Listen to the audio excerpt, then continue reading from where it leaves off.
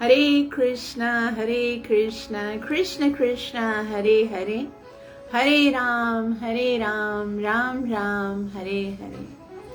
प्राण प्रिय श्री राधा वृंदावन चंद्र भगवान की जय हो। पतित पावनी तय गौरंग महाप्रभु की जय। सर्व विघ्न विनाशक नरसिंह भगवान की जय हो। नित्य लीला प्रवेश भय चरणारविंद भक्ति वेदांत स्वामी श्रीला प्रभुपाद की जय हो। श्री ईशोपनिषद, हम आज ईशोपनिषद के मंत्र नंबर 13 और 14 को पढ़ने का प्रयास करते हैं जितना समय होता है। जैसे कि हमने कल श्लोक नंबर जो मंत्र नंबर 12 है उसमें क्या पढ़ा कि जो संभूति की उपासना करते हैं वो और भी गहनतम अंधकार में जाते हैं उनसे भी जो कि असंभूति की उपासना करते हैं। तो उसमें असंभूति क्या था? असंभूति मतलब जो भगवान नहीं है, जो निर्भर हैं, जैसे देवता हैं, या परम सत्य का जो तथाकथित ज्ञान है, जो परम परमेश्वर है के अलग अलग जो परम सत्य को गलत धारणा के परम सत्य जो है वो तथाकथित जो उनका रूप होता है जिसको मायावाद कहा जाता है, उसको संभूति कहा गया था। तो जो देवताओं की पूजा करते हैं वो तो कहां जाएंगे? घनतम अंधकार में जाएंगे। कितना थोड़ा स्लो करो तो। और वो क्या है? अंधकार क्या है? स्वर्ग में चले गए, लेकिन स्वर्ग को भी अंधकार बताया गया क्योंकि स्वर्ग जो है उसमें जाने के बाद क्या होगा? क्षीणे पुण्य मृत्यु लोकम विशंति। वास्तविक उद्देश्य जन्म मरण का चक्कर वो तो प्राप्त नहीं होगा, लेकिन फिर भी वो स्वर्ग में जाएंगे।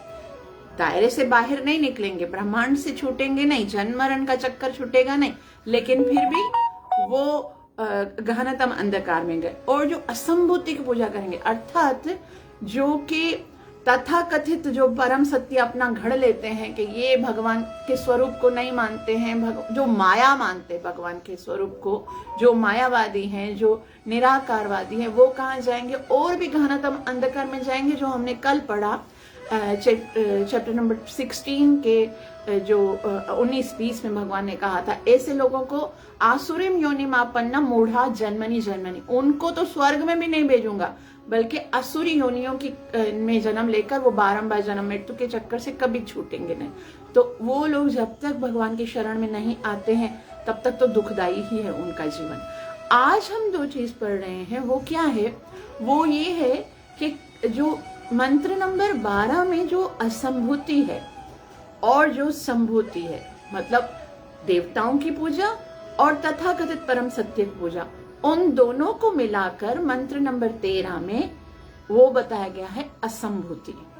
और उस असंभूति का परिणाम एक होगा, मतलब वो अंधकार की ओर जाएंगे। और यहाँ मंत्र नंबर 13 में जो संभूति है, ये जैसे मैंने कल आपको बताया था कि उपनिषद की लैंग्वेज बहुत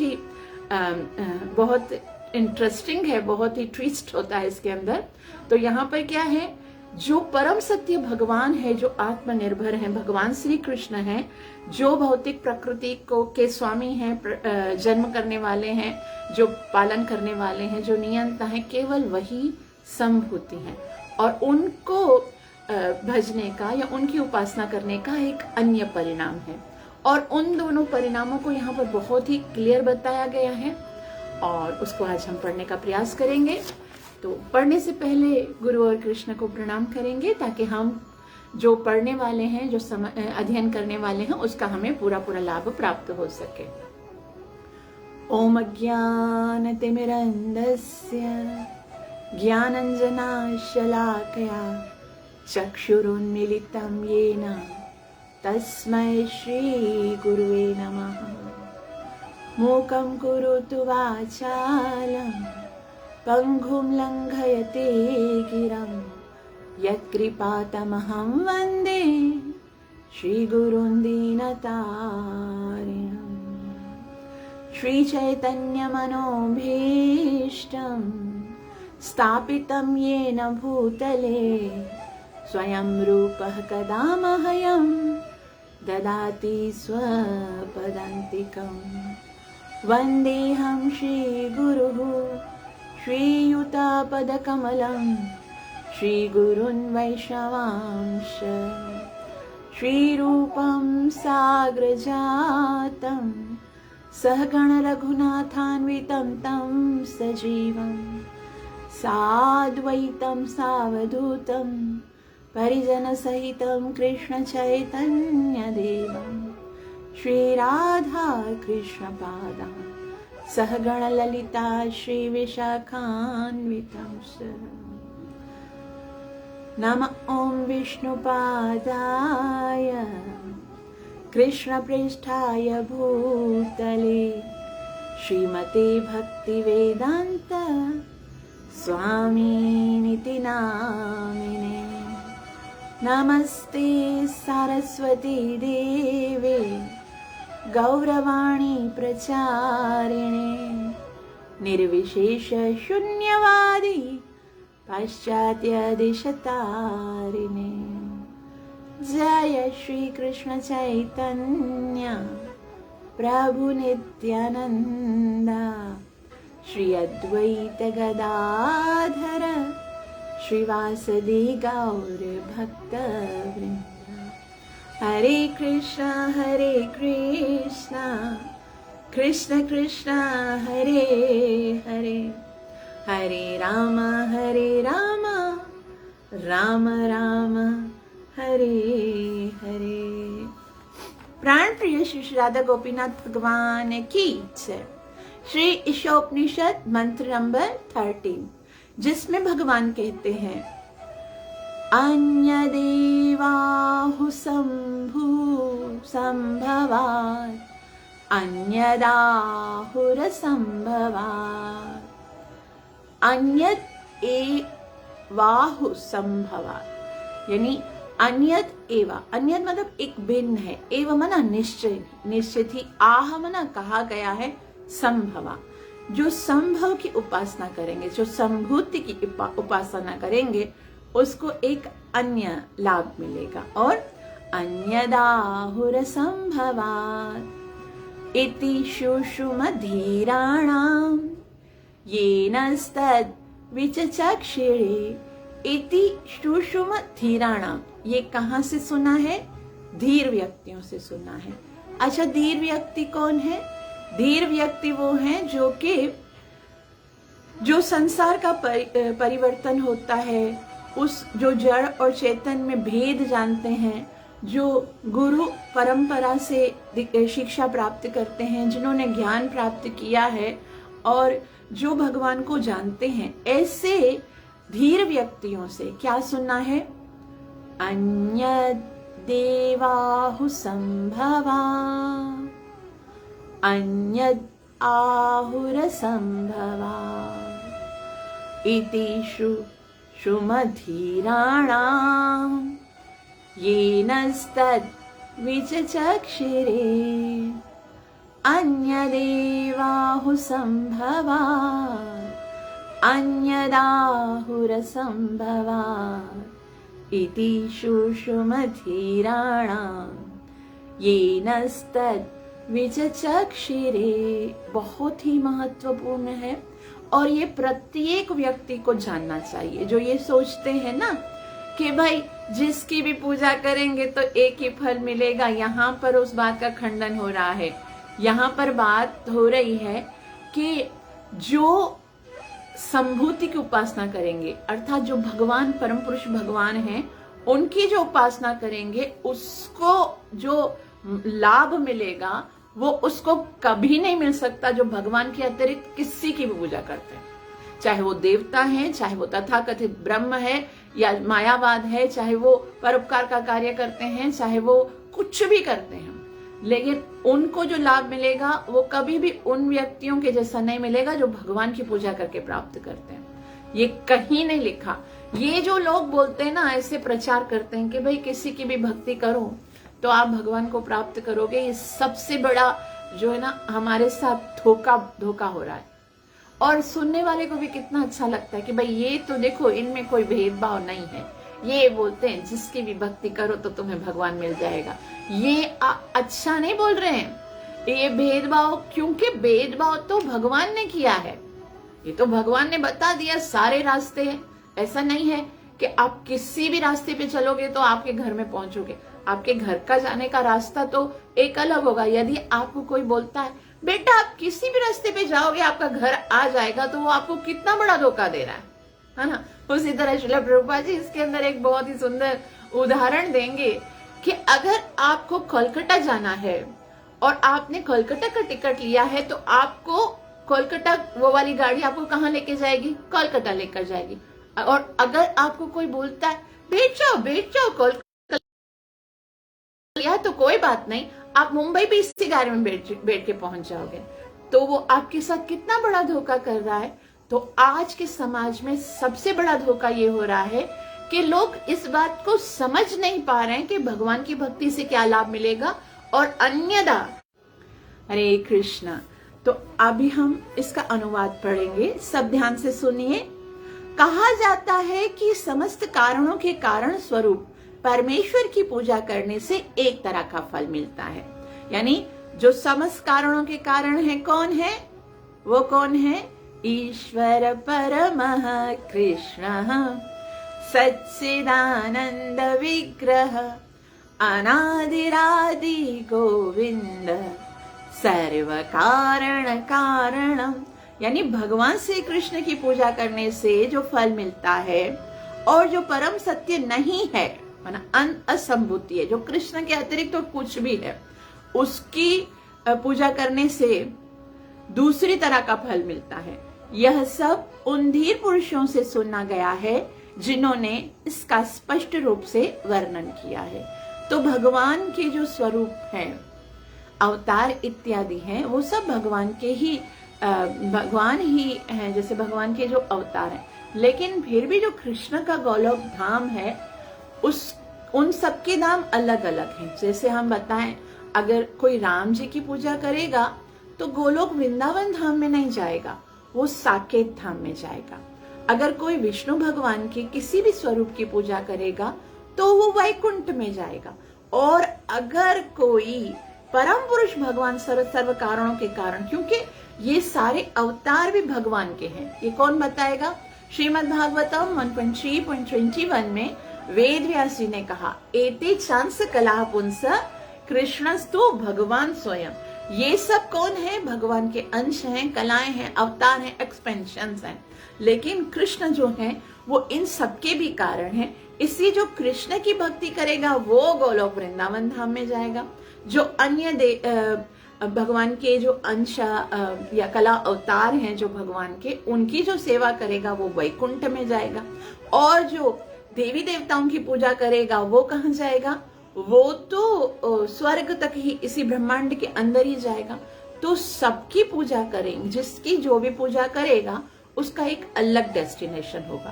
पूजा एक रास्ता है, जो हम उपासना कर रहे हैं वो एक रास्ता है, और जिस रास्ते को पकड़ेंगे उसी के अनुसार हमको मंजिल मिलेगी। समझ में आ गया? अभी हम श्रील प्रभुपाद जी के अनुवाद से, तात्पर्य से इसको समझने का प्रयास करेंगे। तात्पर्य श्रीला प्रभुपाद द्वारा। श्रील प्रभुपाद की श्रील प्रभुपाद जी कहते हैं, कहा जाता है कि इस मंत्र से धीर पुरुषों से श्रवण करने की पद्धति प्रमाणित होती है। जब तक ऐसे प्रामाणिक आचार्य से श्रवण नहीं किया जाता, जो भौतिक जगत में होने वाले परिवर्तनों से तनिक भी विचलित नहीं होते, तब तक दिव्य ज्ञान की असली कुंजी प्राप्त नहीं होती। तो दिव्य ज्ञान को समझना है तो किससे समझेंगे? धीर व्यक्ति, जो कौमारम यौवनम जरा तथा देहांतर प्राप्त धीरज सत्र न मुह्यति।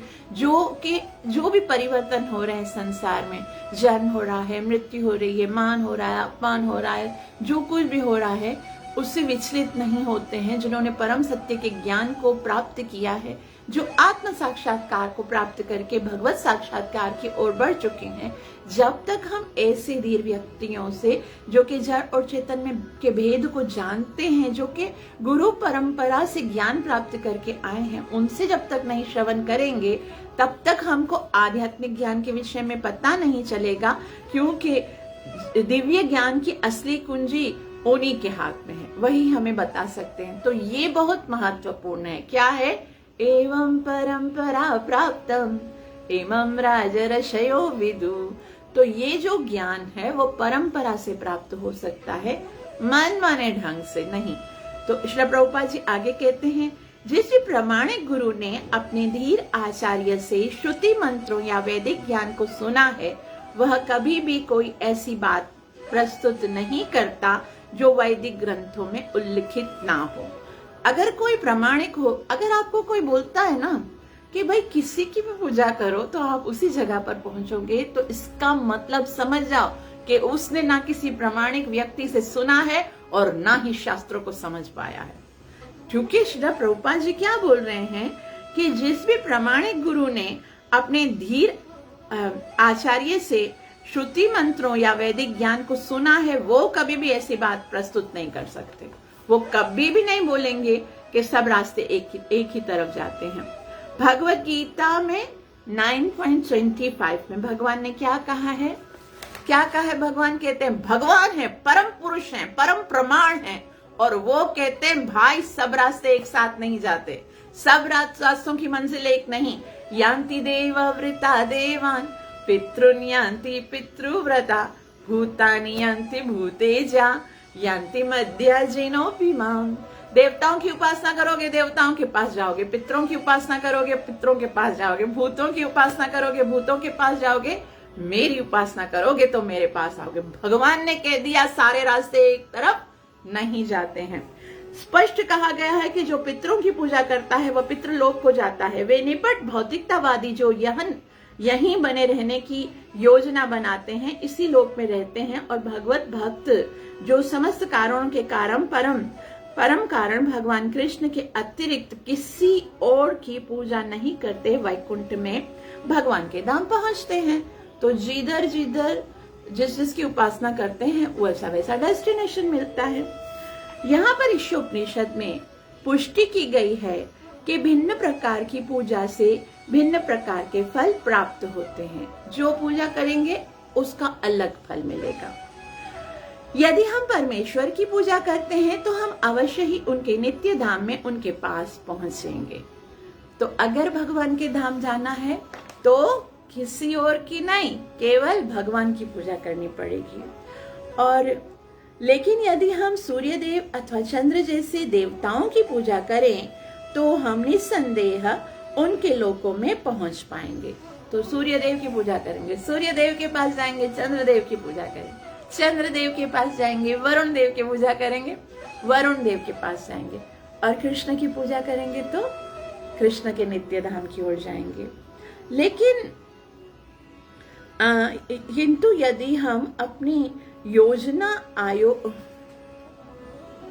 आयोगों तथा अपनी काम चलाओ राजनीतिक जोड़ तोड़ से इसी मनहूस लोक में बने रहना चाहते हैं तो निश्चित रूप से हम वह भी कर सकते हैं। तो अगर हम अपने जो काम चलाओ राजनीतिक जोड़ तोड़ मतलब बता देंगे हाँ ठीक है तुम कुछ भी करो भगवान मिल जाएंगे, या फिर ये करो, और उल्टे सीधे कार्य करके अगर गलत धारणा से सोचेंगे तो फिर इसी मनहूस लोक कहा गया है इस भौतिक जगत को। क्योंकि यहाँ पर कुछ नित्य नहीं है, केवल दुख है। तो एक बुद्धिमान व्यक्ति को यहाँ से बाहर निकलने का प्रयास करना है। यहाँ पर देखो रोज ही कोई ना कोई दुख मिलता है।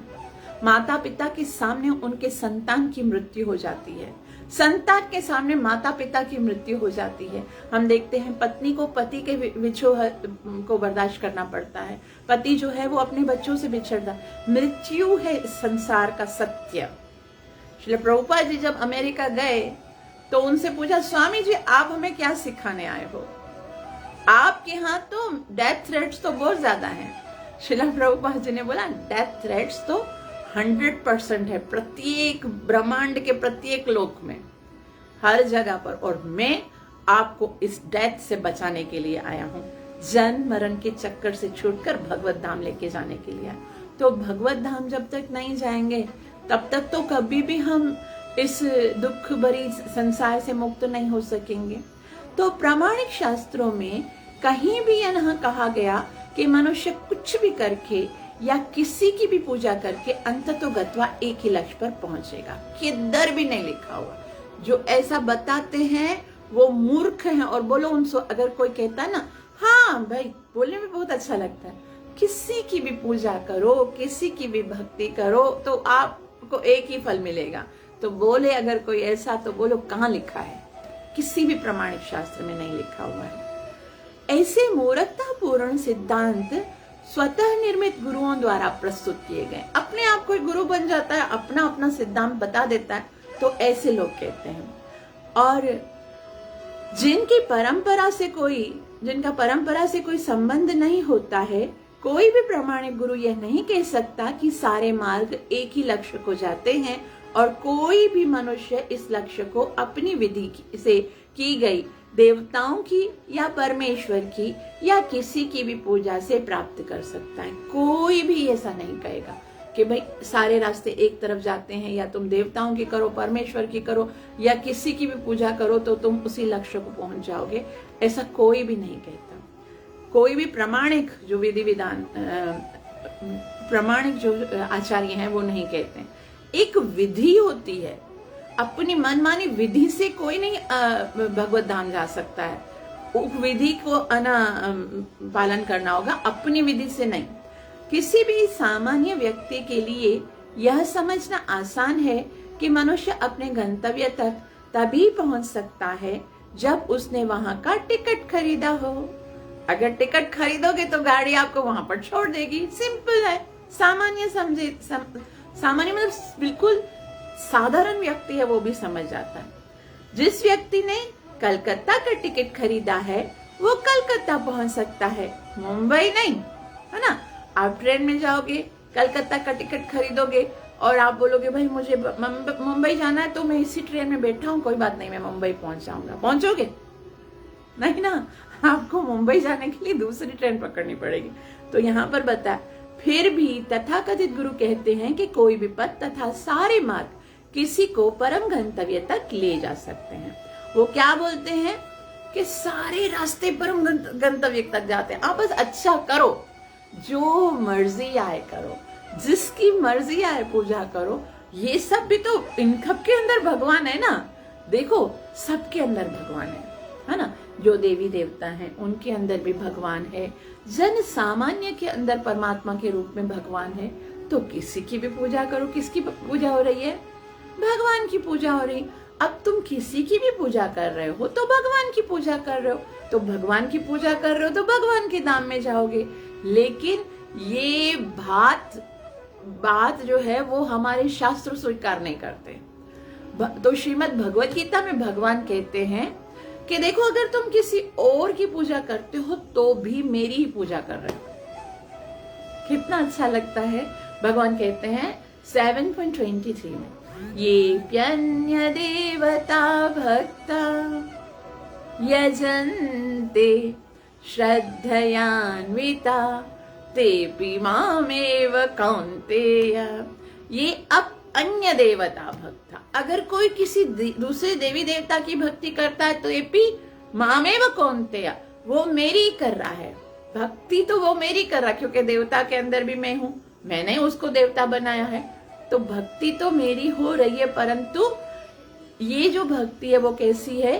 तेपि मामेव कौन्तेय यजन्ति अविधि पूर्वक। विधि को जानो, मेरी भक्ति करनी है तो मेरे स्वरूप के साथ, मेरे स्वरूप को स्वीकार करो, मुझसे प्रेम करो, तब तुम्हें मेरा धाम मिलेगा। देवता की पूजा करोगे तो भक्ति मेरी होगी, लेकिन तुमको फल तो देवता लोक में जाना पड़ेगा। तो इस चीज को समझना पड़ेगा। आगे श्री प्रभुपाद जी कहते हैं कि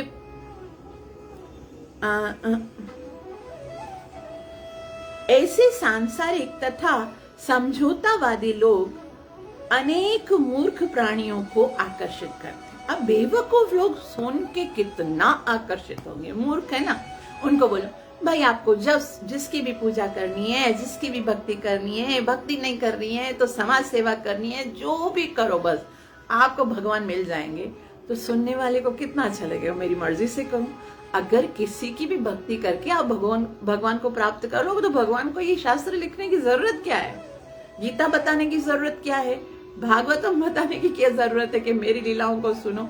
तो याद रखो, ये जो धूर्त लोग हैं ना, मूर्खों को बेवकूफ बनाते हैं। सही है, श्रील प्रभुपाद जी ने कहा आप मूर्ख नहीं बनना, इस बात को कभी भी स्वीकार नहीं करना।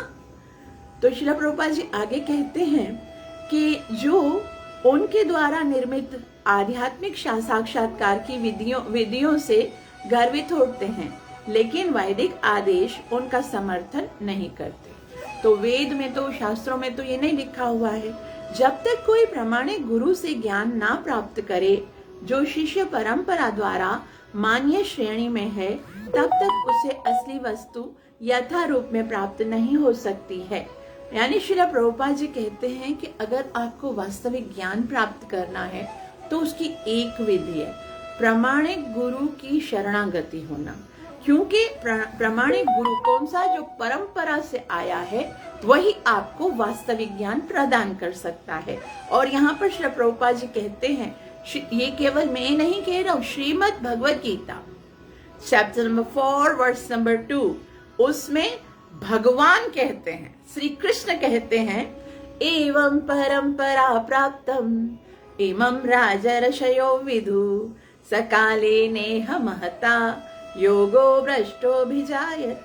तो यहाँ पर बता, यह परम ज्ञान इस प्रकार परंपरा से प्राप्त हुआ था और राजर्षि ने इसी प्रकार से उसे समझा, लेकिन कालांतर में यह परंपरा टूट गई और जब यह ज्ञान अपने यथा रूप में लुप्त प्राय हो गया, ऐसा प्रतीत होता है। भगवान कहते हैं कि पहले तो ये परंपरा से मिल रहा था, लेकिन लोगों ने ना ये परंपरा तोड़ दी और अपनी अपनी मर्जी से उसको स्वीकार। ज्ञान तो वही है, एज इट इज मैंने बताया था वही बता रहा हूँ, लेकिन पहले जो परंपरा से आ रहा था ना, तो लोगों ने वो परंपरा तोड़ दी, तो फिर ये ऐसा लगता है लुप्त हो गया, रियलिटी जो उसका एसेंस है वो खत्म हो गया। तो वही पुरातन ज्ञान जो है वो मैं तुमसे स्टार्ट कर रहा हूँ। क्यों कर रहा हूँ? क्योंकि भक्तों सी में सखा चेती, मेरा भक्ति समझ सकता तो मेरे भक्त हो, मेरे मित्र हो, इसलिए ये ज्ञान तुम्हें सुना रहा हूँ। तो जब भगवान श्री कृष्ण इस धराधाम में उपस्थित थे तो भक्ति योग के सिद्धांत, उनकी परिभाषा भगवत गीता में दी गई है और विरूपित हो चुके थे। यानी जब भगवान आए थे तो वो जो सिद्धांत थे जो गीता में आज दिए गए हैं, उनका विरूपित मतलब चेंज हो गया था थोड़ा। तो अतएव भगवान को अर्जुन से प्रारंभ करके यह परंपरा पुनः स्थापित करनी पड़ी। और भगवान ने उस परंपरा को कैसे स्टार्ट किया? अर्जुन से, जो भगवान का अत्यंत ही विश्वास पात्र मित्र था तथा भक्त था। भगवान ने अर्जुन से स्पष्ट कहा था, श्रीमद् कह दिया भगवद गीता 4.3 कि चूंकि तुम मेरे भक्त तथा मित्र हो, अतएव भगवद गीता के सिद्धांत तुम समझ सकते हो, है ना। भगवान ने क्या कहा? भक्तों सी में सखा चेती रहस्यम ये तद उत्तमम, तुम ही समझ सकते हो। दूसरे शब्दों में, जो व्यक्ति भगवान का भक्त तथा मित्र है वह गीता को समझ सकता है। इसका यह भी अर्थ होता है कि जो कोई अर्जुन के पथ का अनुगमन करता है वही श्रीमद् भगवत गीता को समझ सकता है। तो गीता समझने के लिए संसारी विद्वत्ता नहीं, ज्ञान या उपासना नहीं, योग सिद्धि नहीं, क्या चाहिए? भगवान श्री कृष्ण का मित्र बनना पड़ेगा, उनका भक्त बनना पड़ेगा, तभी हम जो है वो भगवान की इन शब्दों को समझ सकते हैं। और उसकी भक्ति, भगवान की भक्ति तब हम कर सकते हैं जब हम भगवान से प्रेम करेंगे, भगवान के शब्दों को समझेंगे। अभी श्री प्रभुपाद जी आगे कहते हैं कि वर्तमान समय में इस भव्य संवाद के अनेक व्याख्याकार तथा अनुवाद हैं जो भगवान कृष्ण तथा अर्जुन की तनिक भी परवाह नहीं करते। अब बहुत सारे ऐसे गीता की टीकाएं हैं जिनके अंदर कृष्ण और अर्जुन का उनकी कोई परवाह ही नहीं है, उनका कोई जिक्र ही नहीं है। बस अपने क्या बताते हैं? गीता का सार क्या है? जो हुआ अच्छा हुआ, जो हो रहा वो अच्छा हो रहा है, जो होने वाला है वो भी अच्छा होगा, तुम जो भी कर रहे हो वो सब अच्छा कर रहे हो। तो ये दुकान ही मेरा मंदिर है, ग्राहक ही मेरा भगवान है, ये सब गीता में कहीं नहीं लिखा हुआ है। गीता में लिखा हुआ है भगवान एक है, श्री कृष्ण, उसी ने ये पूरे संसार को बनाया है और हमको उन्हीं की शरण में जाकर ही वास्तविक सुख मिल सकता है।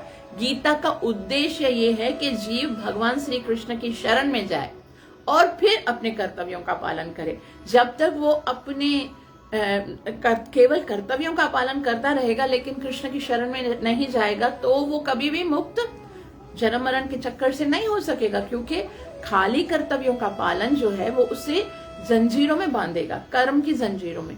तो कर्म की जंजीरों से तोड़ने का, उनसे छूटने का ये उपाय है तस्मात् सर्वेषु कालेषु माम अनुस्मर युद्धचा। तो ये सब हमें तब सीखना पड़ेगा। श्रील प्रभुपाद जी कहते हैं कि लोगों ने इतनी गीता की गलत व्याख्या कर दी है, ऐसे व्याख्याकार भगवत गीता के श्लोकों की व्याख्या अपने ढंग से करते हैं और गीता के नाम पर सभी प्रकार के कूड़े करकट की परिकल्पना करते हैं। तो गीता के नाम पर देते हैं, भगवान नहीं देते, कुछ भी दे देते हैं। गीता का मतलब होता है भगवान का गीत, भगवान का संदेश, और उसमें से भगवान को ही निकाल दिया तो बचा क्या। तो ऐसे व्याख्याकार ना तो श्री कृष्ण में विश्वास करते हैं ना ही उनके नित्य धाम में। उनको कोई फर्क नहीं पड़ता है नित्य धाम की ओर जाने। भगवान बताते हैं श्रीमद् भगवत गीता में कि मेरा एक धाम ऐसा है जहां पर जाने के बाद तुम्हें वापस नहीं आना पड़ेगा। न तद्भासयते सूर्यो न शशांको न पावक यद गत्वा न निवर्तन्ते तद्धाम परमम मम। वो मेरा धाम है। ये जो भौतिक जगत है यहाँ पर तुम क्यों आए हो, ये दुखों से भरा है। अनित्यम असुखम लोकम इमं प्राप्य भजस्व माम। मेरा भजन करोगे तो तुम मेरे धाम में आओगे जहाँ पर कोई दुख नहीं है, कोई भी संकट नहीं है। लेकिन वो लोग इस चीज को नहीं मानते हैं, तो फिर वे भगवत गीता की व्याख्या किस प्रकार से कर सकते हैं। तो उनको पता ही नहीं है, उल्टा सीधा लिखा होगा। जाहिर सी बात है, जब तुम कृष्ण को नहीं मानते, कृष्ण को धाम को भी नहीं मानते। कृष्ण स्पष्ट कहते हैं श्रीमद् भगवत गीता 7.20 and 23 क्या कहते हैं, कामैस्य हृतज्ञाना प्रपद्यन्ते अन्य देवता। जो जिनकी बुद्धि भौतिक इच्छाओं द्वारा मारी गई है वही देवताओं की पूजा करते हैं और उनसे द्वारा जो मिलेगा वो क्या मिलेगा, अंतवत्तु फलम तेषाम तद्भवत्यल्पमेधसाम देवान देव यजो यान्ति मद्भक्ता यान्ति मामपि। श्रील प्रभुपाद जी कहते हैं कि भगवान कहते हैं कि जिन लोगों की बुद्धि मारी गई है वे ही तुच्छ फलों के लिए देवताओं की पूजा करते हैं। अंततो गत्वा कृष्ण उपदेश देते हैं कि श्रीमद् भगवत गीता 18.66 क्या कहते हैं भगवान, सर्वधर्मान् परित्यज्य मामेकं शरणं व्रज अहम त्वां सर्व पापेभ्यो मोक्षयिष्यामि मा शुचः। कि मनुष्य पूजा के अपने सारे विधि विधानों का त्याग कर मात्र उन्हीं की शरण ग्रहण करे, भगवान की शरण ग्रहण करे। जो लोग सारे पाप कर्मों के फलों से शुद्ध हो चुके हैं केवल वे ही भगवान में अटूट श्रद्धा रख सकते हैं। तो पहले भगवान की शरण में आएंगे, सारे धर्मों को छोड़कर मेरी शरण में आओ, और उसके बाद भगवान जो है पापों को हरण करेंगे, और जब पापों से शुद्ध हो जाएंगे तो ही हम भगवान में अटूट श्रद्धा रख सकते हैं। अन्य लोग अपनी तुच्छ पूजा विधियों को लेकर भौतिक रंगमंच में मंडराते रहेंगे और असली पथ से इस भ्रम के कारण विपथ हो जाएंगे कि सारे पथ एक ही लक्ष्य को लेके जाते। जो भगवान में श्रद्धा नहीं है तो वो भगवान के इस वाक्य में भी श्रद्धा नहीं रखेंगे कि मेरी भक्ति करोगे तो मेरे पास आएंगे। तो जब श्रद्धा ही नहीं है तो वो रियल जो वास्तविक लक्ष्य है, जो उद्देश्य है, जो गोल है, उसको नहीं समझ पाएंगे और फिर वो क्या करेंगे, कुछ भी करके सोचेंगे कि हम कहाँ जाएंगे, हम भगवान के पास चले जाएंगे, और इस तरह से पूरे जीवन ना जाने कितने जन्मों तक ये इनका चक्कर चलता रहेगा। श्री ईशोपनिषद के इस मंत्र से संभवात शब्द अत्यंत महत्वपूर्ण है। इसका अर्थ है कि परम कारण की पूजा से भगवान श्री कृष्ण आदि पुरुष हैं और यहाँ जितनी वस्तुओं का अस्तित्व है वह सब उनसे ही उद्भूत हुए हैं। श्रीमद् भगवत गीता में 10.8 में भगवान कहते हैं, आप देखो यहाँ पर संभूति का अर्थ है जो समस्त कारणों के कारण है। संभूति का अर्थ है जो किसी पर निर्भर नहीं है। संभूति का अर्थ है जो सब जो है वो सब उनके ऊपर निर्भर है।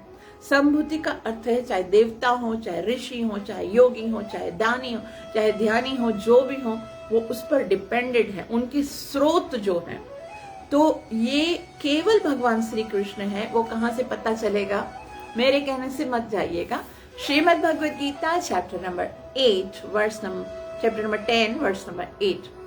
भगवद गीता के 10वें अध्याय के 8वें श्लोक में साक्षात भगवान स्वयं अपने विषय में कहते हैं। भगवान कहते हैं, अहम सर्वस्य प्रभो मत्तः सर्वं प्रवर्तते इति मत्वा भजन्ते मां बुधा भाव समन्विता। अहम सर्वस्य प्रभवो, प्रभव का मतलब होता है ये जो कुछ दिख रहा, भौतिक जगत जो दिख रहा है उसका स्वामी मैं हूं। उस जो कुछ भौतिक है, जो कुछ आध्यात्मिक है, उसका स्रोत मैं हूं, उसका बनाने वाला मैं हूं, उसका कंट्रोलर मैं हूं। अहम, मैं समस्त भौतिक और आध्यात्मिक जगत का स्वामी हूं। और मत्तः सर्वम प्रवर्तते, ये सब जो है मेरे कंट्रोल में है। इतना जो जान लेता है, इति मत्वा भजते माम, उसको तो एक ही काम करना पड़ेगा, भजते माम, और बुधा भाव समन्विता, और वो बहुत ही भाव से मेरी भक्ति करेगा, जिसको ये बात समझ में आ जाएगी क्या कि जो कुछ भी है उनके स्वामी कृष्ण है। तो फिर मुझे उन सब दासों की शरण में क्यों जाना? एकलो ईश्वर कृष्ण आर सब भृत्य, बाकी सब तो उनके भृत्य हैं। तो यदि सेवा ही करनी है तो स्वामी की करो। तो श्रील प्रभुपाद जी कहते हैं, भगवान श्री कृष्ण 10.8 में कहते हैं कि मैं ही सभी आध्यात्मिक तथा भौतिक जगतों का स्रोत हूँ, सब कुछ मुझसे ही उद्भूत हुआ है। बुद्धिमान व्यक्ति जो इसे पूर्ण रूपे न जानते हैं, मेरी भक्ति में लगते हैं और हृदय से मेरी पूजा करते हैं। यानी केवल भगवान श्री कृष्ण ही सर्व कारण अर्थात संभूति है। यहां तक ये समझ में आया। आगे श्री प्रभुपाद जी कहते हैं कि यह है स्वयं परमेश्वर द्वारा दिया गया भगवान का शुद्ध वर्णन। ये शुद्ध वर्णन है, किसने दिया है? स्वयं परमेश्वर भगवान ने दिया।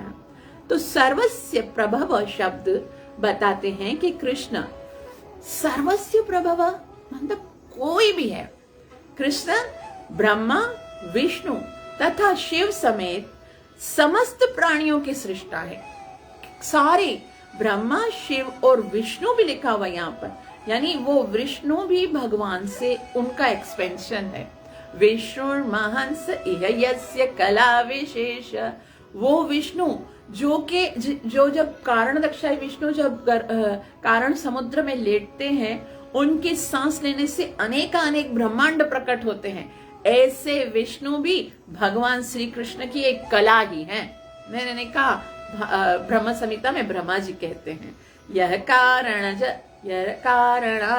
जले भजति स्म योग निद्राम अनंत।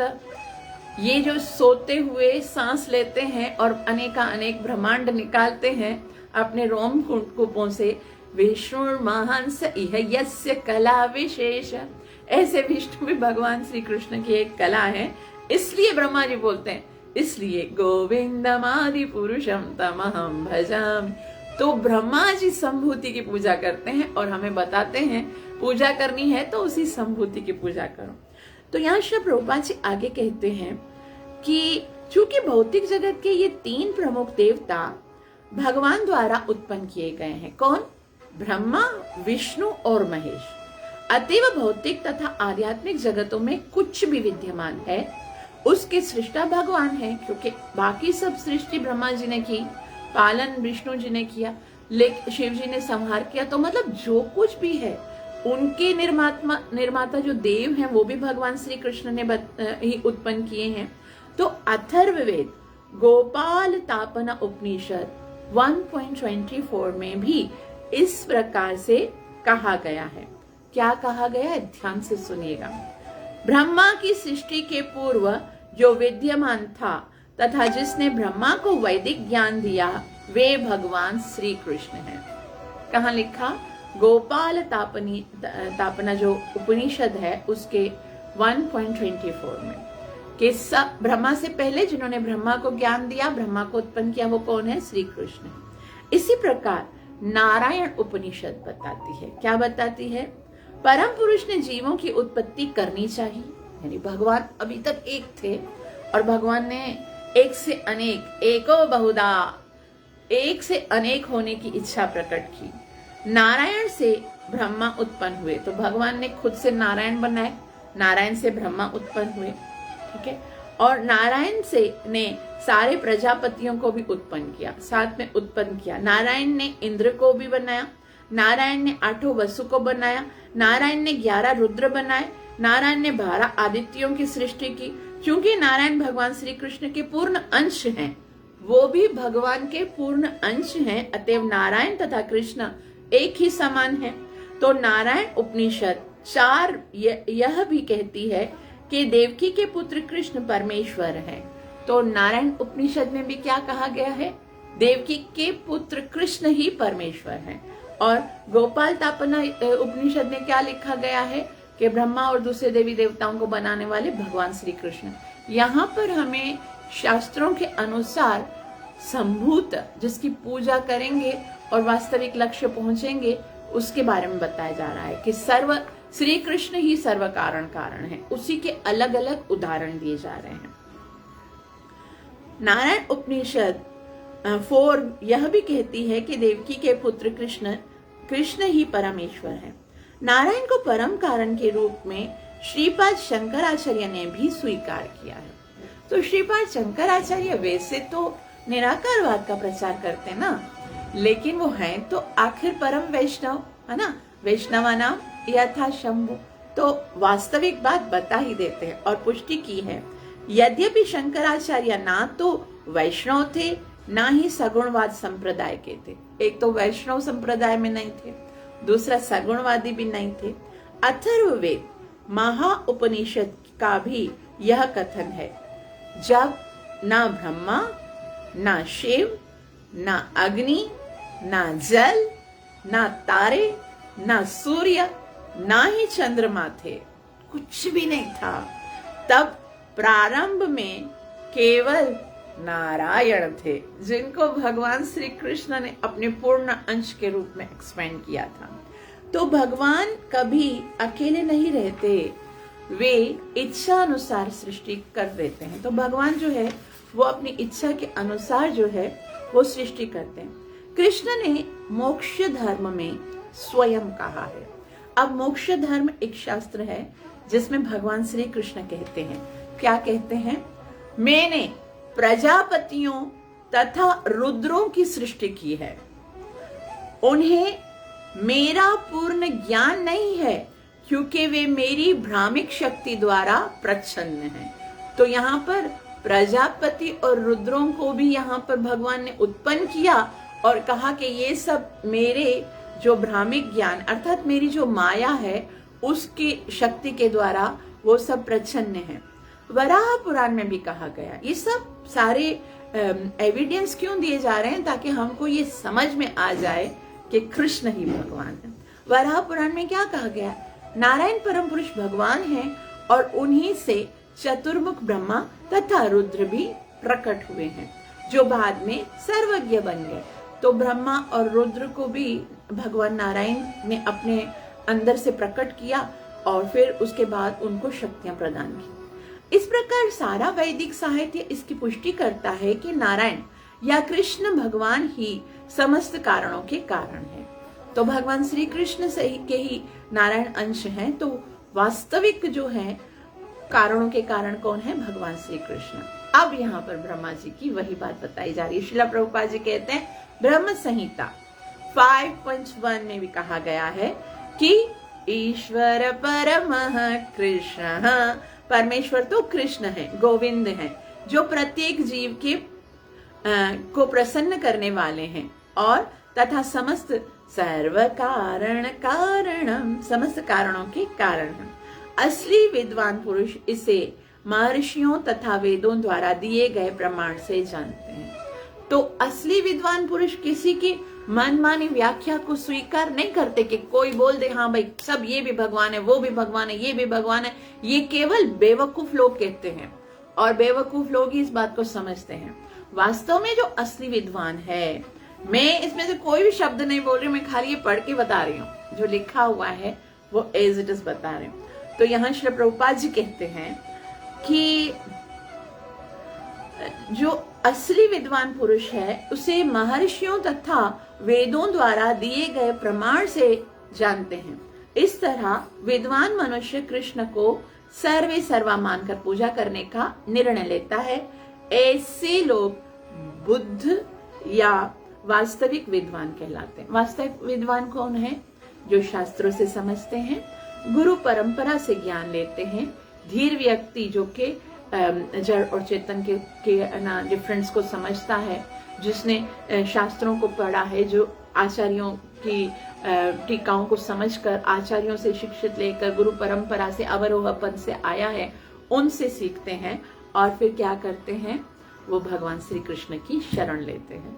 वो किसी को भी भगवान नहीं मानते, वो अपनी भक्ति का केंद्र जो है वो कृष्ण को बनाते हैं। यह दृढ़ निष्ठा के कृष्ण सर्वे सर्वा हैं तब स्थापित होती है जब मनुष्य अविचल धीर आचार्य से श्रद्धा पूर्ण तथा प्रेम पूर्वक दिव्य संदेश का श्रवण करता है। तो भगवान के प्रति प्रेम, श्रद्धा और दृढ़ विश्वास कब आएगा? ये बात याद रखो, कब आएगा? जब मनुष्य अविचल, अविचल कौन है? जो धीर है, आचार्य से श्रद्धा पूर्वक तथा प्रेम पूर्वक दिव्य संदेश को श्रवण करेगा, फिर ही ये श्रद्धा आएगी। तो भक्ति की पहला स्टेप जो है वो है श्रवण करना। जिस व्यक्ति की भगवत कृष्ण में श्रद्धा या उनके प्रति प्रेम नहीं होता, उससे इस सरल सत्य के प्रति विश्वस्त नहीं किया जा सकता। किसको नहीं किया जा सकता है? जिस व्यक्ति में भगवान के प्रति श्रद्धा नहीं है। और श्रद्धा किसके अंदर नहीं है? जो परंपरा से आए हुए आचार्यों से, धीर व्यक्तियों से सुनता नहीं है। और जिनके अंदर श्रद्धा नहीं है, वो इस सरल से सत्य को भी, सत्य के प्रति वो विश्वास नहीं आता, कि उसको लगता है कि भाई भगवान नहीं सुन रहे हैं तो मैं उसके पास चला जाऊं। आज हम देखते हैं ना, हमारे समाज में कितने सारे ऐसे लोग हैं जो कहां कहां भटक रहे हैं। सबसे बड़ी जो प्रॉब्लम यही है कि लोग भगवान को भगवान मान ही नहीं रहे, वो इधर उधर भटक रहे हैं, क्योंकि वो प्रामाणिक आचार्यों के पास कभी गए नहीं हैं और ना ही शास्त्रों का ज्ञान लिया है। तो मनमानी तरीके से सोचते हैं, इसकी पूजा कर लूं मेरी प्रॉब्लम सॉल्व हो जाएगी, इसकी पूजा कर लूं मेरा ये प्रॉब्लम सॉल्व हो जाएगा। तो इस तरह से भटक जाते हैं। तो श्रील प्रभुपाद जी कहते हैं, श्रीमद् भगवद गीता 9.11, बहुत ही सुंदर श्लोक है। श्रील प्रभुपाद जी कहते हैं, अश्रद्धालुओं को मूढ़, मूर्ख या गधा कहा गया। जो अश्रद्धालु, जिन्हें भगवान श्री कृष्ण में श्रद्धा नहीं है, उनको भगवान ने मूढ़ कहा है, मूर्ख कहा है या गधा कहा है। भगवान कहते हैं 9.11, अवजानन्ति मां मूढ़ा मानुषीं तनुमाश्रितं परं भावम् अजानन्तो मम भूत महेश्वरम। तो श्री प्रभुपाद जी कहते हैं, यह कहा गया है कि मूढ़ लोग पूर्ण पुरुषोत्तम भगवान को का उपहास करते हैं और कहते हैं, और क्योंकि उन्हें अविचल आचार्य से पूर्ण ज्ञान प्राप्त नहीं हुआ रहता, क्योंकि उन्होंने अवजानन्ति मां मूढ़ा, वो मेरा उपहास करते हैं जब मैं मनुष्य शरीर प्राप्त करता हूं। तो बोलते हैं ये भगवान इतना छोटा है, भगवान कोई छोटा होता है क्या? और ये भगवान कैसे हो सकता है, ये चोरी करता है, ये भगवान कैसे हो सकता है, ये तो है ना गोपियों के कपड़े चोरी करता है, माखन चोरी करता है, इतनी सारी स्त्रियों के साथ रास खेलता है। तो भगवान का उपहास करते। क्यों करते हैं?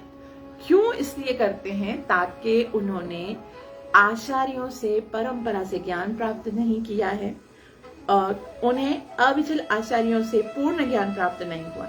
जो व्यक्ति भौतिक शक्ति के भंवर द्वारा विचलित होता है, वह आचार्य बनने के योग्य नहीं है। अब आचार्य वो होगा जो भौतिक भंवर से विचलित नहीं होगा, जो धीर व्यक्ति होगा, जिसने परंपरा से श्रवण किया होगा, जो वास्तव में भगवान का भक्त होगा, वही आचार्य बन सकता है। और ऐसा नहीं है अगर हम किसी के भी उससे सुनेंगे तो उसके द्वारा हमारी भगवान के प्रति श्रद्धा उत्पन्न नहीं होगी। हो सकता है कि सुनने के टाइम पर हमको मजा आए। आजकल पता नहीं क्या है ऐसा कि लोग जो है ना वो सत्संग में भगवान के प्रति हृदय के अंदर विश्वास और प्रेम दृढ़ करने के लिए नहीं आते हैं। या तो वो खाली नॉलेज एकत्रित करने के लिए आते हैं, या तो खाली टाइम पास करने के लिए आते हैं, या खाली मनोरंजन करने के लिए आते हैं। तो ऐसी बुद्धि से जो आते हैं उनको ऐसा ही व्यक्ति मिलता है।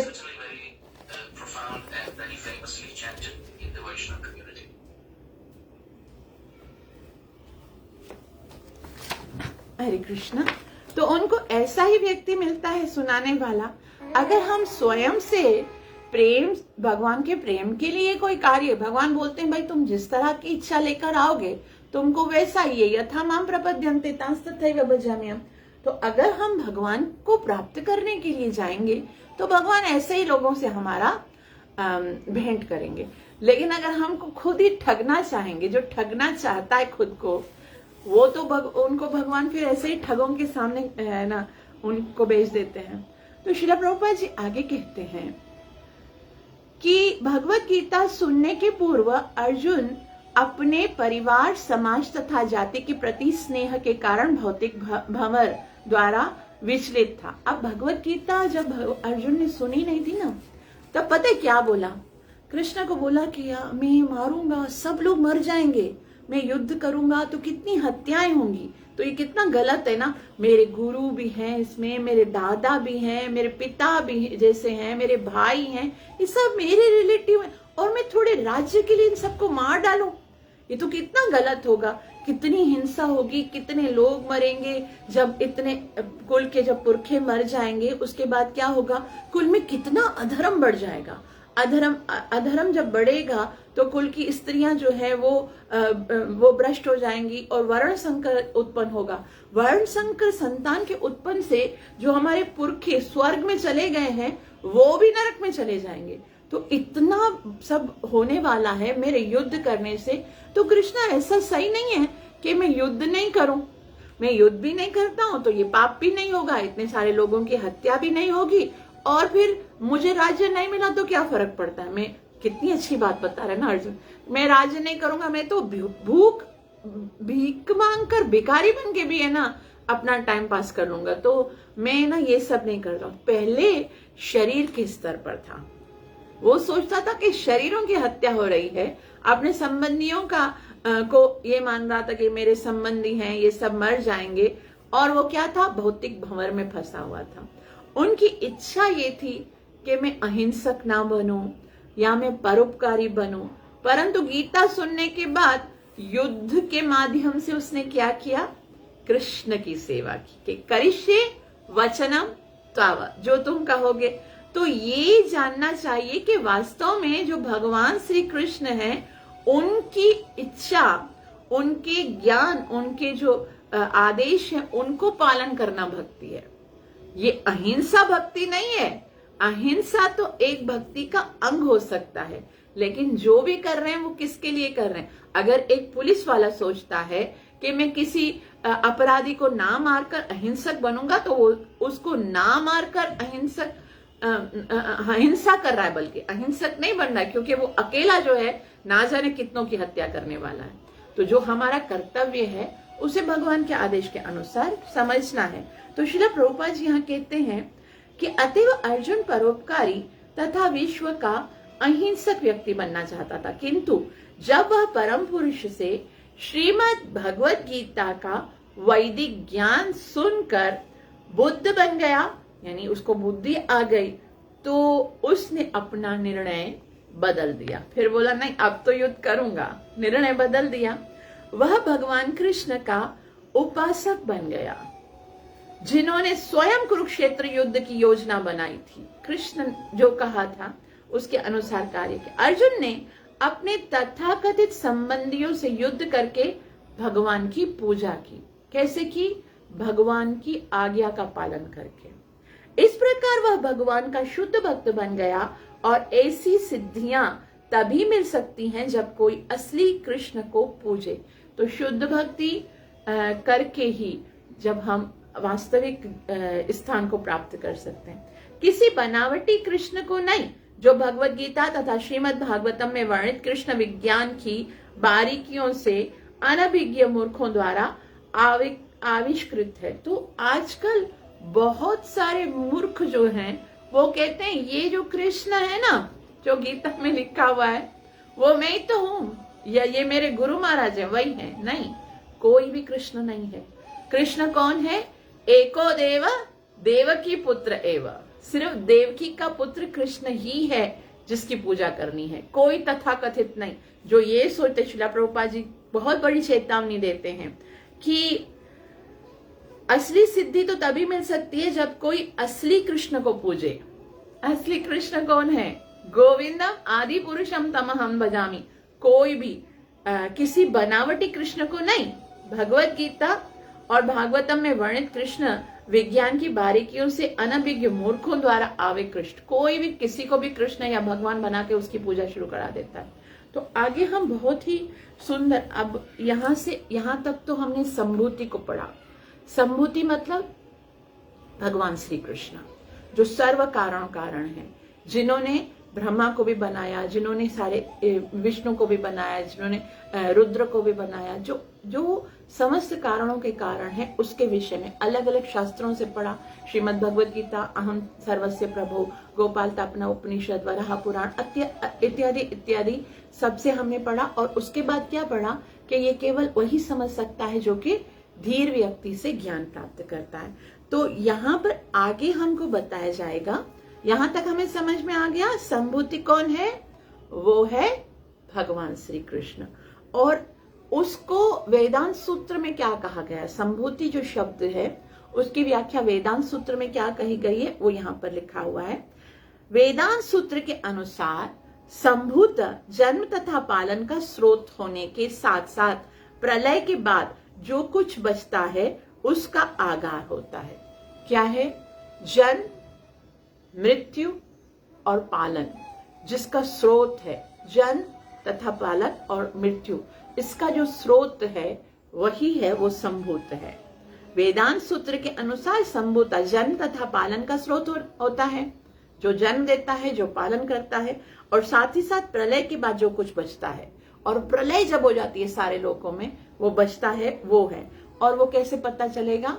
वेदांत सूत्र है जन्माद्यस्य यथा, कि जिनसे ये संसार जन्म लेता है, पालन होता है और उसका प्रलय होता है वो। और श्रीमद् भागवतम जो कि वेदांत सूत्र की विशेष टीका वेदव्यास जी ने लिखी है, उस वेदांत सूत्र के इस भाष्य में, जो वेदव्यास जी का भाष्य है, उसमें बताया कि जन्म, पालन और प्रलय के बाद कौन रहता है। उसमें क्या बताया गया? श्रीमद् भागवतम 1.1.1 में जन्माद्यस्य यतोऽन्वयादितरतश्च चार्थेष्वभिज्ञः स्वराट् तेने ब्रह्म हृदय आदिकवये मुह्यन्ति यत्सूरय। तो ये भगवान हैं जिन्होंने ब्रह्मा जी को हृदय में ज्ञान दिया, लेकिन बड़े बड़े देवी देवता भी उनके विषय में मोहित रहते हैं। तो इसी बात को यहाँ श्री प्रभुपाद जी बता रहे हैं कि वेदांत सूत्र पर, श्रीमद् भागवतम जो वेदांत सूत्र पर उसके रचयिता की ही टीका है। किसकी रचयिता? वेदव्यास जी की, जिन्होंने वेदांत सूत्र बना, उन्होंने टीका दिया। तो यह कहती है कि समस्त उद्भवों का स्रोत कोई जड़ पत्थर जैसा नहीं होता, अपितु वह पूर्ण अभिज्ञ या पूर्णतया चेतन होता है। तो समस्त उद्भवों का जो स्रोत है, जन्माद्यस्य है, कोई जड़ नहीं है, कोई पत्थर नहीं है, कोई निर्जीव नहीं है। वो कौन है? पूर्णतया अभिज्ञ, चार्थेष्व विज्ञ स्वराट, वो स्वराट है, वो विज्ञ है, उसे सब कुछ पता है, वो चेतन है। Shrimad Bhagavad Gita chapter number 7 verse number 26। तो वो उसमें बहुत ही सुंदर श्लोक है और स्वयं भगवान कहते हैं कि मैं क्या हूं, मुझे सब कुछ पता है। वेदाहम समतीतानि वर्तमानानि चार्जुन भविष्याणि च भूतानि माम तु वेद न कश्चन। मैं भगवान हूं, इसलिए जो कुछ भूतकाल में घटित हो चुका है, वर्तमान में घटित हो रहा है और भविष्य में घटित होने वाला है, उस सब को जानता हूं। मैं संपूर्ण जीवों को भी जानता हूं, लेकिन माम तु वेद न कश्चन, मुझे कोई नहीं जानता। तो भगवान श्री कृष्ण यहां पर बता रहे हैं कि यदि भगवान श्री कृष्ण भी यह कहते हैं कि भूत, वर्तमान तथा भविष्य से पूर्णतया अभिज्ञ हैं, किंतु शिव तथा ब्रह्मा जैसे देवता भी उन्हें पूरी तरह नहीं जानते। माम तु वेद न कश्चन, मुझे कोई नहीं जानता है। तो यहां श्री प्रभुपाद जी आगे कहते हैं कि निश्चय ही अर्ध शिक्षित गुरु, यानी अर्ध शिक्षित गुरु, देखो कैसा श्री प्रभुपाद जी वर्ड्स कैसे यूज करते हैं। गुरु हैं, लेकिन कौन से हैं? वो नीम हकीम अजाबजान ऐसे बोलते हैं ना, आधी शिक्षा है उनको, सही तरह से शिक्षित नहीं है, आधा ज्ञान है। वो जो भावसागर के उतार चढ़ाव से विक्षुब्ध रहते हैं, यानी कि वो जो है वो तथाकथित गुरु बन गए हैं और भावसागर में जो उतार चढ़ाव आते हैं उनसे भी वो हमेशा परेशान रहते हैं। तो वो भगवान को सही तरह से जानते नहीं है, वो पूरी तरह से उन्हें नहीं जान सकते हैं, उनको पता ही नहीं चलता है क्योंकि उनको सही ज्ञान है ही नहीं। वे मानव समाज को पूजा का लक्ष्य यानी आराध्य मानकर कुछ समझौता करने का प्रयत्न करते हैं। अब वो क्या करते हैं, वो सोचते हैं कि भगवान की पूजा करने की क्या जरूरत है। आपने ऐसे लोगों से कभी मुलाकात की है जो कहेंगे भाई तुम लोग तो पागल हो, बस खाली भगवान की अगरबत्ती करते हो, घंटी बजाते हो, आरती करते हो, भोग अर्पण करते हो, तो इससे क्या फायदा होगा। तथाकथित गुरु बन जाते हैं और वो कहते हैं क्या करना है कृष्ण की पूजा करके। और ये जो मानव हैं, देखो संसार में कितने लोग दुखी हैं, दरिद्र हैं, मानव सेवा करो, मानव सेवा ही माधव सेवा है। क्या जरूरत है मंदिर में जाकर इतना खर्चा करने की। इन गरीबों को दो तो तुम लोगों का दान सफल हो जाएगा।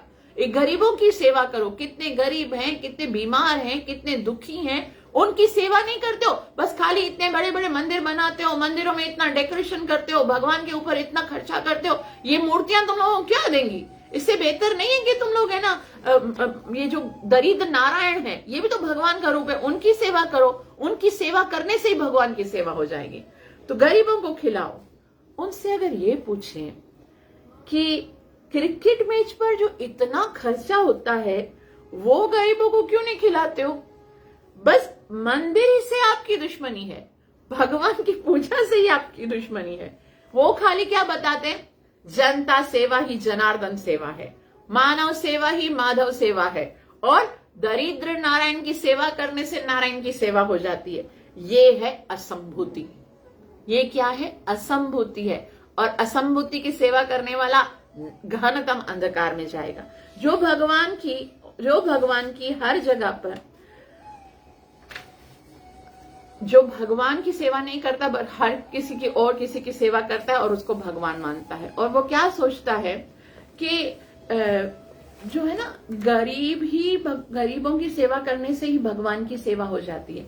और भगवान को जो है ना अगर उपलब्ध करना है तो तुम्हें क्या करना चाहिए, भगवान के मंदिर बनाने की जरूरत नहीं है, गरीबों की सेवा कर दो बस।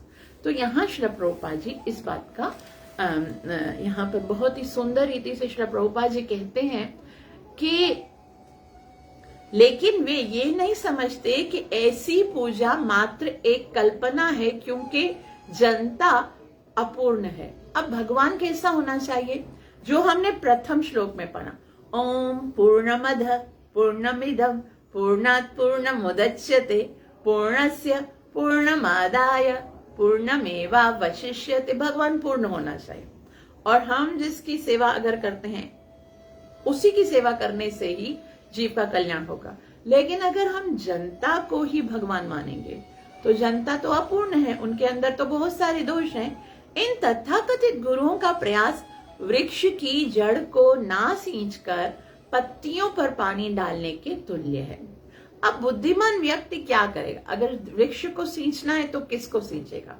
पानी किस में डालेगा? पत्ते में, टहनियों में, फूलों में या जड़ में? लेकिन ये लोग जड़ में नहीं डालते हैं। वो क्या करते हैं? भगवान के दिव्य संदेश को नहीं समझते, भगवान के दिव्य रूप को नहीं समझते और अलग अलग जीवों की सेवा करके सोच रहे हैं बस हो गया। तो ये कैसा है? जैसे पत्तों में पानी डालना। वास्तविक विधि तो जड़ में पानी डालने की है, लेकिन ऐसे विक्षुब्ध नेता तो जड़ के बजाय पत्तियों से अधिक आकर्षित होते हैं। वास्तविक विधि क्या है? जड़ में पानी डालो। यथा तरो मूल निषेचनेन तृप्यन्ति स्कंद भुजोपशाखा प्राणोपहाराच्च यथेन्द्रियाणां तथैव शरणात् अहणाच्युतेज। तो पत्तियों से अधिक, फलतः पत्तियों को निरंतर सींचते रहने पर भी पोषण के अभाव में सब कुछ सूख जाता है। अगर आप पत्तियों को पानी डालते रहो, जड़ में पानी नहीं गिरे, तो भी तो वृक्ष जो है वो सूख जाएगा। इसलिए आगे श्री प्रभुपाद जी कहते हैं, बहुत ही सुंदर बात है कि श्री उपनिषद हमें शिक्षा देता है कि जड़ को सींचो, जो अंकुरण का स्रोत है। शारीरिक सेवा करके मानव समाज की पूजा कभी भी पूर्ण नहीं हो सकती। शारीरिक सेवा है ना, मानव सेवा, दरिद्र नारायण की सेवा या फिर ये जो समाज सेवा जो है वो तो शारीरिक सेवा है। तो उससे कभी भी मानव समाज की पूजा से कभी भी पूर्ण नहीं होती है और वह आत्मा की सेवा से कम महत्वपूर्ण है। आत्मा की सेवा करनी, अगर करो भी उनको, उनकी सेवा अगर कोई वास्तविक सेवा है तो भी उनकी आत्मा की सेवा करो। आत्मा वह जड़ है जो कर्म के नियम के अनुसार विभिन्न प्रकार के शरीरों को जन्म देता है। अब आत्मा जो है वो एक शरीर के अंदर आ गया, शरीर ने कर्म किए, उसको दूसरे शरीर में जाना पड़ेगा। इस तरह से बहुत सारे शरीरों का जन्म होता है। तो अगर खाली हम शरीर की ही सुरक्षा करते हैं, अगर शरीर को ही खाली हम फैसिलिटाइज करते हैं दवाई देकर, उपचार सहायता, सामाजिक सहायता यथा शिक्षा संबंधी सुविधाएं प्रदान करते हैं, उनको ज्ञान, भौतिक ज्ञान, मॉडर्न एजुकेशन दे देते हैं, मेडिसिन दे देते हैं, कपड़े दे देते हैं या कुछ दे देते हैं, प्रदान करके मनुष्यों की सेवा करने के साथ ही साथ कसाई घर में दीन पशुओं के गले काटना जीव अर्थात आत्मा की कोई सेवा नहीं है। जीव की सेवा, प्रत्येक जीव जो है वो महत्वपूर्ण है। अगर कोई सोचता है कि गरीबों की सेवा करूंगा, कसाई घर में मांस काट के, पशुओं को काट के मांस खाएगा, तो कौन सी सेवा हो रही है? तो यहाँ पर जो बात वास्तविक बताई जा रही है वो क्या है कि डूबते व्यक्ति को अगर बचाना है और हम केवल उसके कोट को लेकर आ जाते हैं तो उसकी सुरक्षा नहीं हुई है। वास्तव में उस व्यक्ति को बचाना चाहिए। तो आत्मा वो व्यक्ति है और शरीर एक कोट की तरह है, वासांसी जीर्णानि। तो वास्तव में अगर बचाना ही है तो किसको बचाना है? आत्मा को बचाना है। आगे श्री प्रभुपाद जी कहते हैं, जीव निरंतर विभिन्न प्रकार के शरीरों में जन्म, जरा, रोग तथा मृत्यु के भौतिक कष्ट भोगता रहता है। हम देखते हैं भौतिक जगत में हम आते हैं, जन्म, मृत्यु, जरा, व्याधि के चक्कर में फंस जाते हैं। तो मानव जीवन ऐसा अवसर है जिसमें जीव तथा परमेश्वर के बीच खोए हुए संबंध को पुनः स्थापित करके इस बंधन से छूटा जा सकता है। सिर्फ मनुष्य जीवन में ही जीव को ये अवसर प्राप्त होता है कि वो जन्म मरण के चक्कर से छूटकर भगवान के साथ अपने संबंध को पुनः स्थापित करे। भगवान संभूत के प्रति शरणागति के दर्शन की शिक्षा देने के लिए स्वयं आते हैं। भगवान बताते हैं कि मैं ही संभूत हूँ, सर्व कारण कारण हूँ और मेरी शरण में आकर ही तुम जन्म मरण के चक्कर से छूट सकते हो। और भगवान स्वयं आते हैं ये शिक्षा देने के लिए। मानवता की वास्तविक सेवा तो क्या है? अब आप यहाँ पर ये बताया जा रहा है कि अगर आप मानवता की सेवा करना चाहते हो तो वास्तविक सेवा क्या है?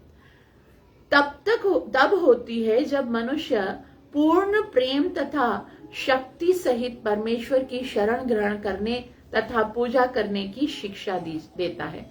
अब अगर आप किसी जीव की सेवा करना भी चाहते हो, मानवता की सेवा करना ही चाहते हो, तो कैसे कर सकते हो? गरीब जो है उनको खाली मेडिसिन देकर या कपड़े देकर नहीं कर सकते, उनको किसी तरह से भगवान से जोड़ना होगा।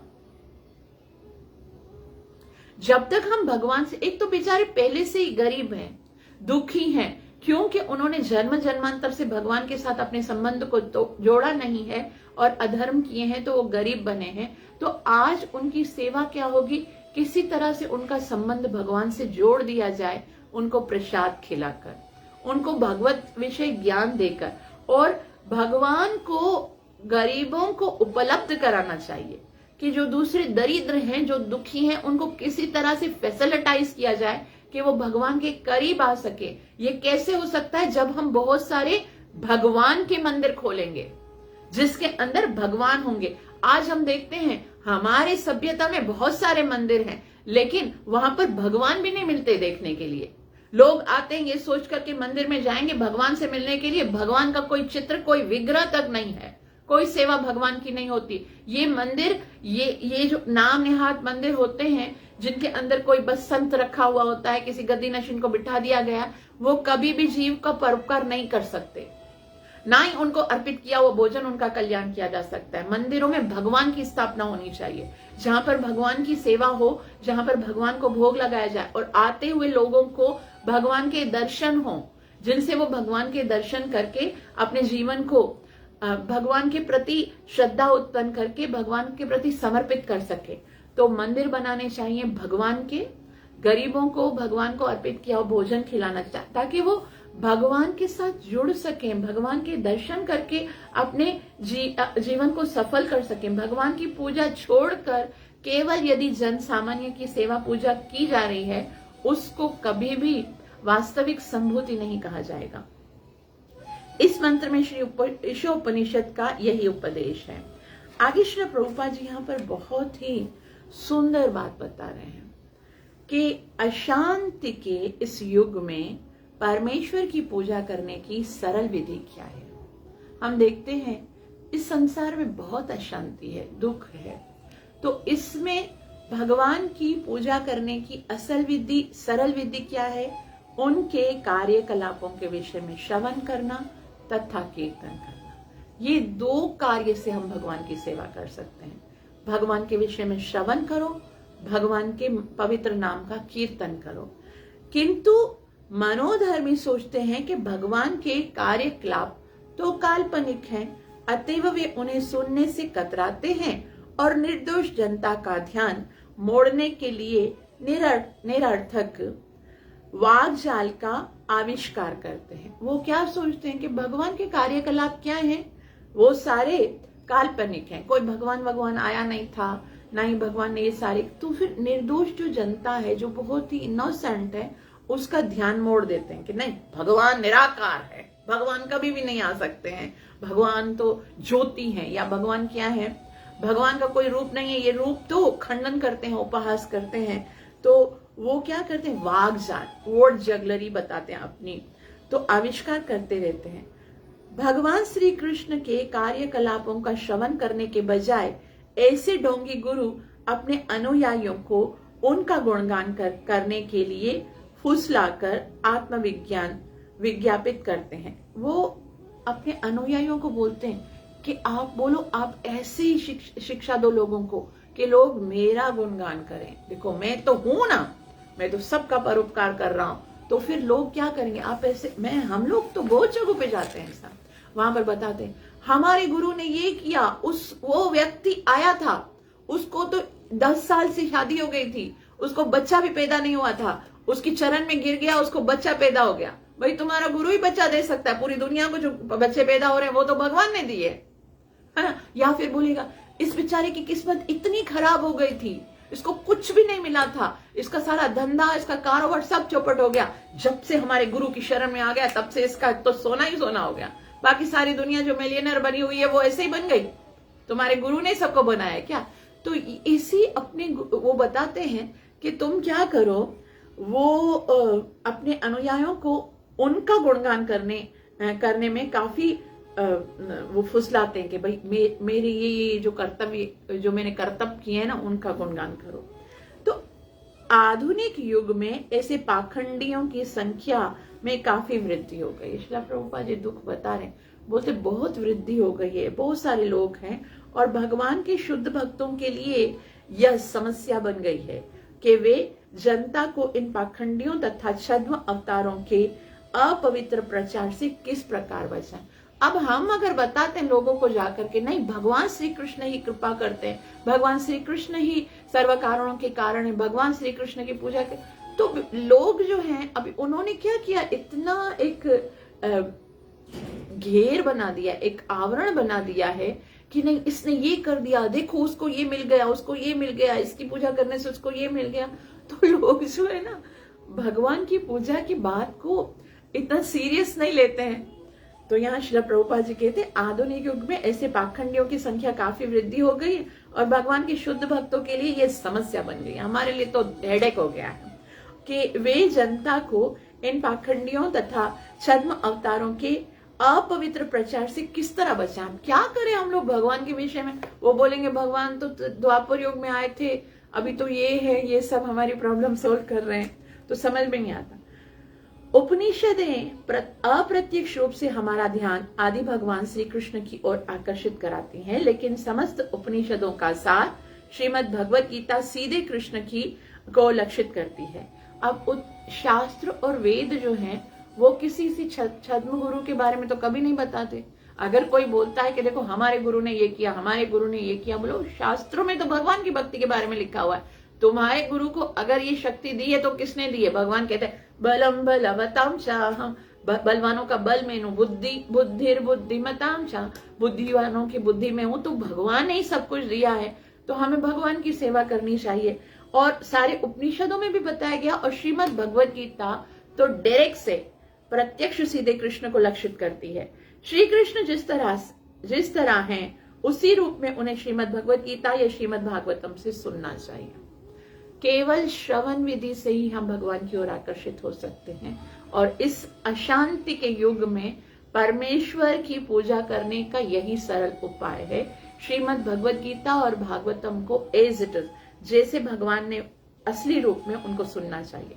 मनुष्य का मन क्रमशः समस्त प्रदूषित वस्तुओं से स्वच्छ हो जाता है। तो क्या होता है, श्रीमद् भागवतम 1.2.17 में बताया गया है कि क्या होगा अगर श्रमताम स्वकथा कृष्ण पुण्य श्रवण कीर्तया हृदयंतस्तु यबद्राणी विदुनोति सुहृत्सता।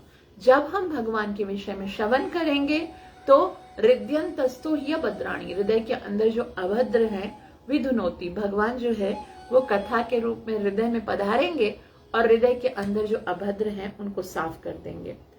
तो कथन भगवान के कार्यकलाप का श्रवण द्वारा भक्त भगवान का ध्यान अपनी ओर खींचता है, फिर भगवान क्या होंगे, भक्त की ओर आकर्षित होंगे। इस प्रकार जन जन के हृदय में वास करने वाले भगवान भक्त को समुचित दिशा प्रदान करके उसकी सहायता करते हैं।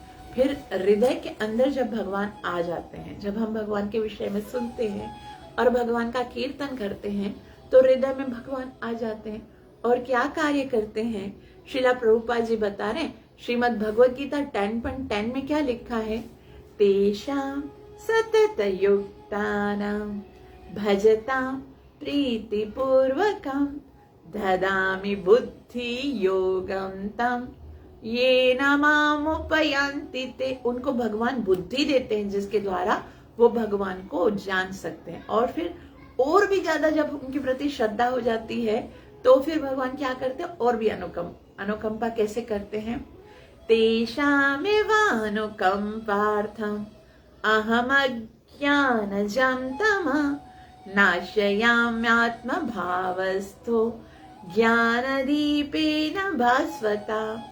उनके हृदय के अंधकार को ज्ञान रूपी दीपक को जलाकर भगवान बोलते मैं अपनी अनुकंपा से उनके हृदय का पूरा अंधकार समाप्त कर देता हूँ। उसकी पुष्टि हुई, ददामि बुद्धि योगम तम येन माम उपयान्ति।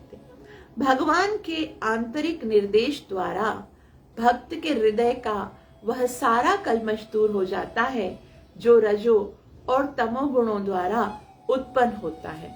तो हृदय के अंदर जो रजोगुण और तमोगुण के कारण जो अंधकार उत्पन्न हो गया है, वो कल्मश जो है वो कैसे खत्म हो जाता है। तो भागवतम में बताया गया है, नष्ट प्रायेषु अभद्रेषु नित्यम भागवत सेवया भगवती युत्तम श्लोके भक्तिर भवती नैष्ठिकम। जितने भी अभद्र हैं, रजोगुण तमोगुण, वो सारे समाप्त हो जाते हैं।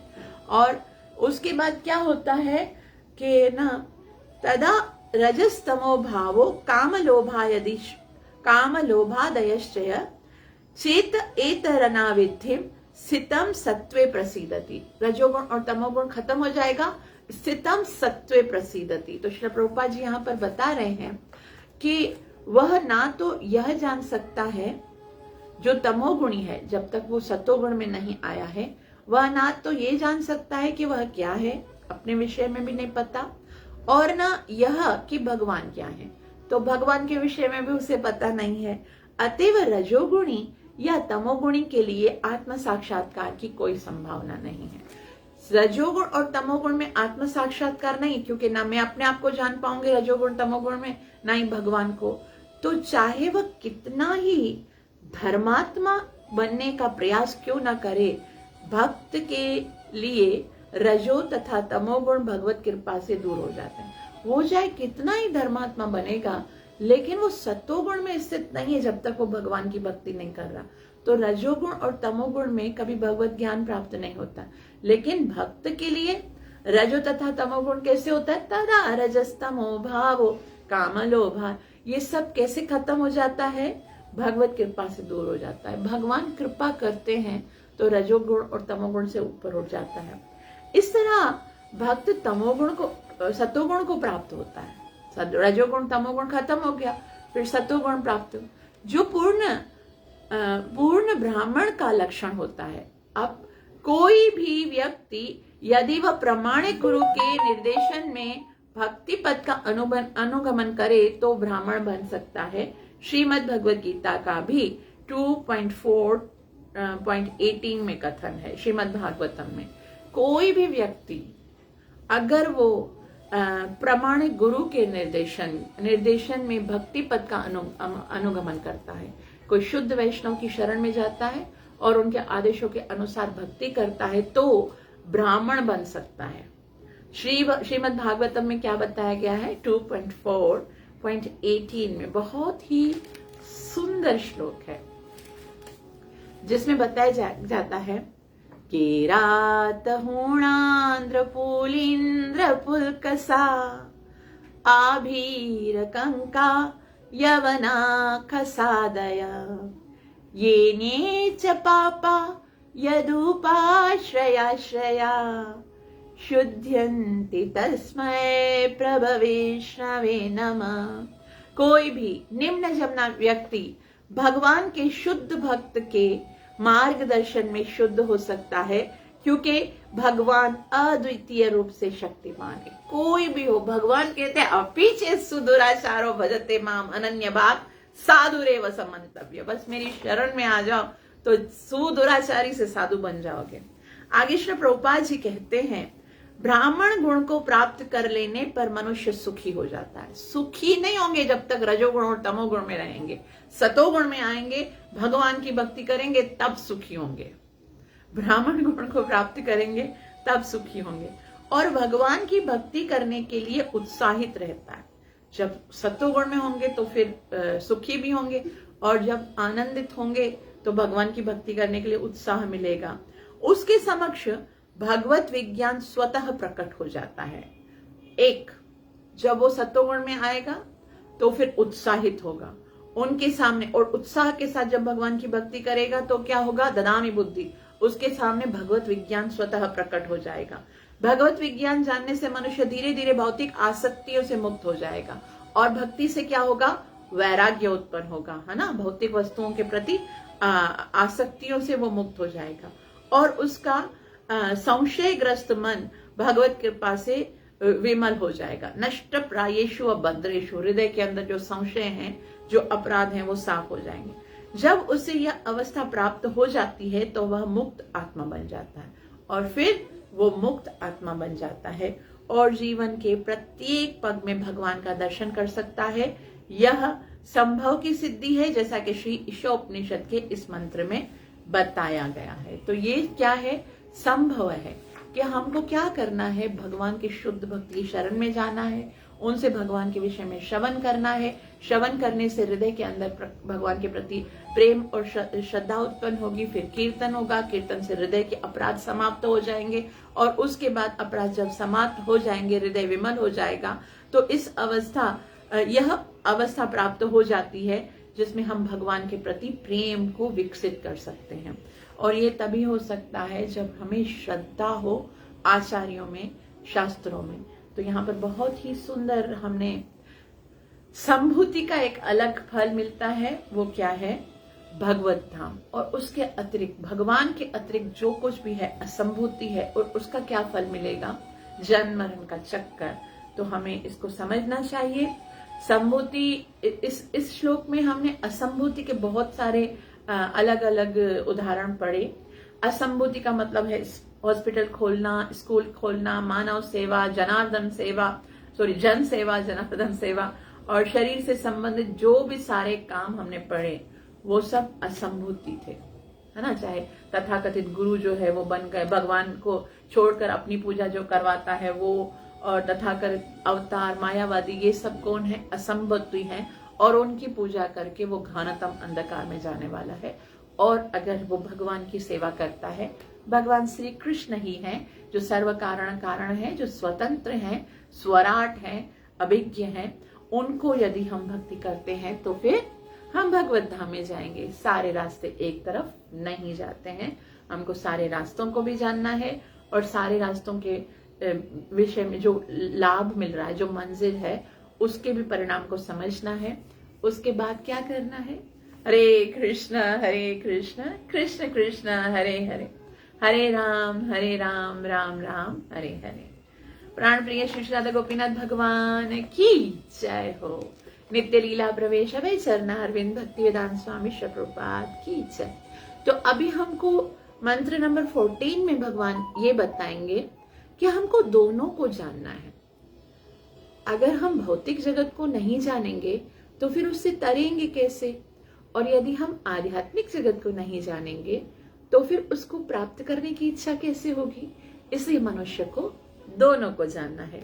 वो हम कब पढ़ेंगे? 14 नंबर मंत्र में। आप सबका बहुत बहुत आभार जो इतना प्रेम से श्रवण किया। मुझे आशीर्वाद देना मत भूलिएगा। मेरे लिए प्रार्थना अवश्य कीजिएगा कि मैं अपनी सेवा और साधना को अच्छे से कर सकूं। हरे कृष्ण।